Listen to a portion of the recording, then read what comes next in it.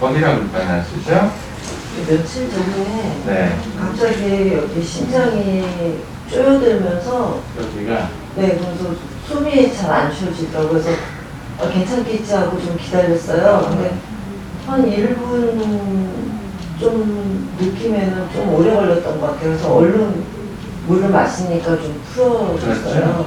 그게 몇 번 그 이후에는요? 그 이후에는 또 그럴까봐 걱정이 한 번 딱 돼서- 그랬던 거예요? 네, 처음. 걱정하지 않으셔도 돼요. 그럼 위산이 역류하는 거예요. 위산이 없는 네. 네. 심장병 걱정되신 거예요? 심근경색. 심근경색증. 심근경색증은 지금 살아있지 못해요. 아, 그래요? 심장 이상을 걱정하시는 분들이 사실 적지 않아요. 굉장히 많아요. 왜냐하면 심장은 죽고 사느냐와 관련되어 있기 때문에 사실은 연세 드신 분들, 만성질환이 있는 분들도 우려하는 분들이 사실 있지만 그러니까 비특이적인 그런 가슴의 통증인데 심장과는 전혀 상관이 없는 그런데도 불구하고 본인은 심장병이 생긴 것 같다. 이렇게 생각을 하고 보통 병원에 많이 찾죠. 진짜 괜찮은. 며칠 전에 그랬다고요? 네, 며칠 전, 한 일주일 정도 됐어요. 그래서, 며칠 전, 일주일 전에. 그 뒤부터 여기가 자꾸 막 이렇게 쪼여드는 것 같은 느낌이 드는 거예요. 자, 일단은 혈압당뇨 고지혈증 같은 거 없죠. 네. 오늘 혈압이 조금 경계성이긴 하네요. 141에 87. 집안에 심장병이 있는 분들이 계세요? 없죠? 네.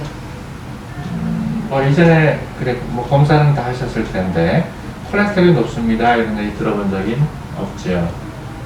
있어요? 있어요? 아니 그러니까 여쭤보는 거예요. 네. 제가 이제 그런 있어요? 네, 저. 그래서 지금 오늘 하나씩 풀어가 봐요. 혈압 검사는 본인이 이제 궁금하시면 거기는 정밀 검사를 해볼 수도 있고 고지혈증은 좀 있을 수도 있다고 치고요. 혈압도 조금 경계성이네요. 그래서 움직일 때 통증이 유발이 돼요. 어쩌다 가끔 어디가? 여기가 결릴 때가 있어요. 거기가. 네. 심장 증상은 즉 흉통이죠. 흉통은 진료실에서 의사가 환자와 이렇게 대화하면서 사실 거의 대부분 의심을 할 수가 있거든요. 왜냐하면 심장의 증상은 전형적인 증상을 갖고 있기 때문입니다. 운동 시에 통증이 유발이 되고 안정 시에 호전이 되는, 그리고 위치가 가슴 한복판이 조이는 것 같은 그런 느낌의 그런 통증이 생기는 거예요.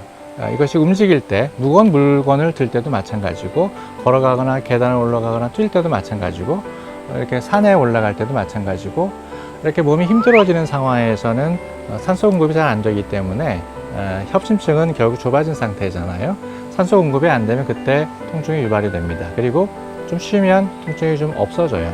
이것이 점차적으로 심해지면서 이렇게 심근경색까지 연장될 수 있는데, 그리고 이런 혈관성 질환은 그냥 독립적으로 생기는 것이 아니라 그러니까 기저 요인이 있어야만 보통은 생기거든요. 그것이 혈압과 당뇨와 특히 또 고지혈증이에요.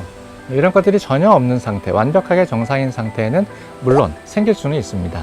근데 그게 예외적인 상황이고, 이런 것들이 보통 있는 과정에서 그런 혈관성 질환이 생기는 거죠. 그래서 첫 번째로 증상을 우리가 규명을 잘 해야 되고, 그리고 그런 혈압이라든지 혈액 검사에서 그런 데이터들을 종합적으로 다 모아서 그런 혈관성 질환, 즉 심장 질환이라든지 뇌경색이라든지 이런 것들을 좀 생각해 볼 수 있어요.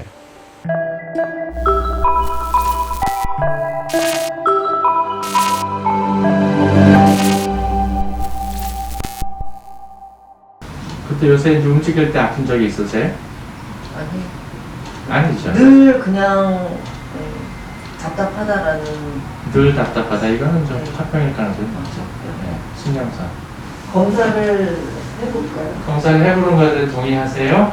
이제 과거 저는 이제 최근에 했으면 그걸 좀 보고 그걸 가지고 상담을 해드릴 생각을 했었어요. 그런데 이제 지금 미장미적하고 뭔가 아무것도 결정 못 하시네. 그러니까 오면은 네. 뭔가 얘기를 들을 것 같아서. 얘기하고 있잖아. 네. 얘기하고 있는데 저는 벌써 얘기했어요. 심장병이 아닙니다 라고 했는데 본인은 혹시 심장병이 아닌가라고 지금 계속 머릿속에서 생각을 하고 계신 거라고. 들켰네. 가슴이 답답한 부분, 가슴이 뭐 이렇게 뻐근하게 아프다, 조이는 것처럼 아프다. 사실 굉장히 흔합니다. 그러나 실제로 심장에 의해서 생기는 경우는 그렇게 많지는 않아요. 그러니까 대부분은 근육과 관련된 그런 경우인 것과 위산 역류에 의한 증상. 제가 경험적으로 딱 두 가지만 얘기를 해라. 그러면 근육통과 역류성 식도염입니다. 특히 등 근육이라든지 가슴 근육은 우리가 생활할 때 잘 쓰지 않거든요. 팔다리야 뭐 잘 움직이면서 이렇게 사용되지만 호흡과 관련된 이런 근육은 숨 쉴 때 말고는 적극적으로 사용되지 않습니다. 그렇기 때문에 잘 경직이 되죠. 이런 상황에서 무리를 했거나 스트레스를 받았거나 그랬을 때 경직이 됩니다. 이럴 때 통증이 오죠. 그 다음에 역류성 식도염은 물론 이제 여러 가지 원인들이 있어요. 생활 습관, 특히 과식하는 습관, 기름진 음식, 또 술, 담배, 커피 이런 것들, 먹자마자 눕거나 또 비만 이런 것들이 다 원인이 되지만 사실 또 중요하게 생각해야 될 부분은 스트레스라고 하는 거거든요. 그래서 사실 흉통은 습관적인 그런 문제와 심리적인 그런 요인에 의해서 고통은 많이 생깁니다.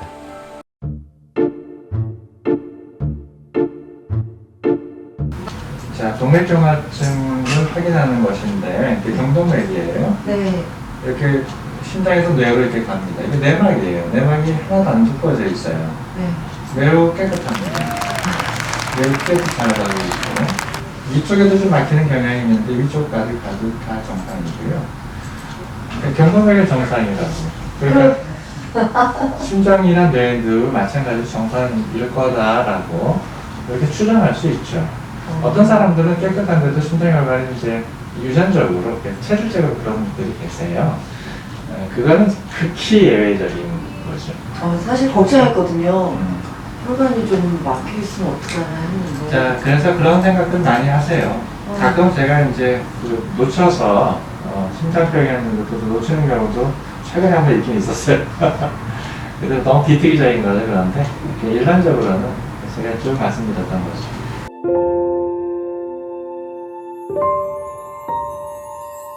우리 건강염려증이 생기는 것은 일단 정보가 있기 때문이죠.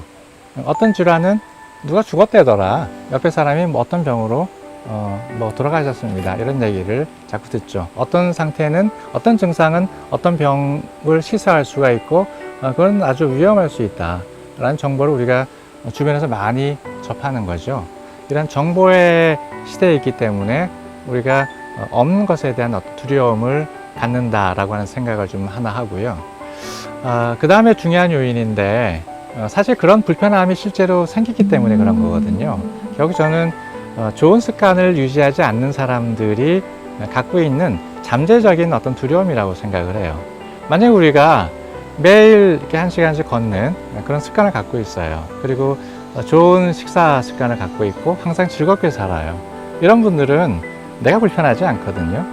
그렇기 때문에, 그리고 건강에 대한 어떤 자신감도 또 2차적으로 가질 수가 있고.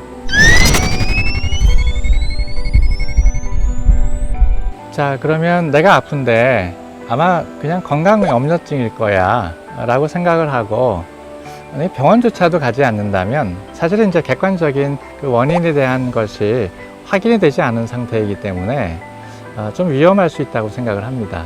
많은 부분은 크게 문제가 되지는 않겠지만 실제적으로는 상당히 위험한 그런 원인일 수도 있기 때문에 일단 그렇게 불편하다면 적어도 진료 과정은 좀 필요할 거라고 생각을 합니다. 그래서 왜 그것이 문제가 되는 질병이 아닌지, 왜 건강염려증인지 이런 것들을 이게 진료하는 의사들로부터 객관적인 사실을 이렇게 듣고 진료를 받고 그 다음에 개인적으로 좀 현명한 판단을 하는 거죠.